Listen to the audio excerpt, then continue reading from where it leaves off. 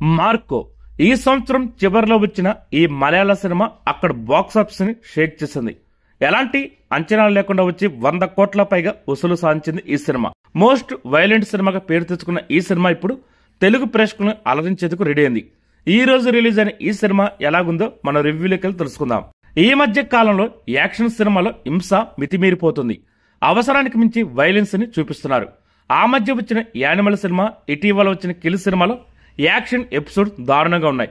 వాటిని యాక్షన్ ప్రియులు ఎంజాయ్ చేసినా ఫ్యామిలీ ఆడియన్స్ మాత్రం చూడలేకపోయారు. కానీ యాక్షన్ ప్రియులే భయపడిపోయి ఈ హింసను చూడలేకపోతున్నాం, ఆపండ్రా బాబు అనుకునే సినిమా మార్కో.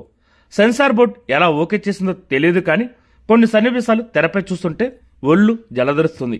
అవసరానికి మించిన హింసా సన్నివేశంతో ఈ సినిమా కథనం సాగుతుంది. వాస్తవానికి ఇదొక రొటీన్ రివెంజ్ డ్రామా సినిమా.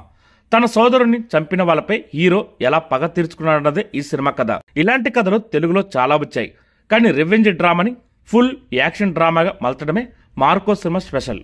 ఈ సినిమా ప్రారంభంలోనే హంతకులు ఎవరనేది ఆడియన్స్ కు తెలిసిపోతుంది, కానీ హీరో వారిని కనిపెట్టి ఎలా ప్రతీకారం తీర్చుకున్నాడు అనేది ఆసక్తికరంగా ఉంటుంది. ప్రతి యాక్షన్ సీన్ లోనూ రక్తం ఏరులై పారుతుంది. ఇంటర్వెల్ సీన్ లో వైలెన్స్ మరీ ఎక్కువైపోతుంది. ఇక సెకండ్ హాఫ్ లో వచ్చే యాక్షన్ సీన్ చూస్తే యాక్షన్ ప్రియులే తట్టుకోలేరు. తలలో ఎగిరిపట్టం, కాళ్ళు చేతులు తెగిపట్టం, పొట్టలోని పేగులు బయటికి రావడం ఒకెత్తైతే, యాసిడ్తో చంపడం, గర్భిణీ స్త్రీ నోట్లో ఆయుధాలు దింపడం, చిన్నపిల్లాన్ని గ్యాస్ సిలిండర్తో మోది చంపడం, గుండెకాయను కోసి బయటకు తీయడం మరో ఎత్తు. ఆ సన్నివేశాన్ని తెరపై చూడాలంటే గుండె రాయి చేసుకోవాల్సిందే. ఒకానొక దశలో ఇంత వైలెన్స్ అవసరం అనిపిస్తుంది.